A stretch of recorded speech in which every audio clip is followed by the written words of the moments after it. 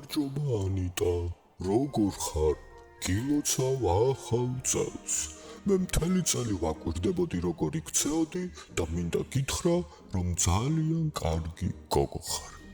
ვიცი რომ როცა დედიკო სამსახურშია, შენ ელოდები ისე რომ არ ტირი ხარ და თან საერთოდ არ აბრაზებ და ყველაფერს უჯერებ მამიკოს. მაგრამ თუ ამ ყველაფერთან ერთად ბაღში ცივლი, იქ დარჩები და არ იტირებ, უფრო მაგარი გოგო იქნები.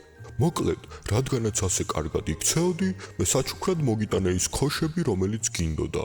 ახლა უნდა გავიქცე და სხვა ბავშვებსაც მიუტანო საჩუქრები, დაესწარი მრავალს და დაუჯერე დედიკოს და მამიკოს. ნახვამდის!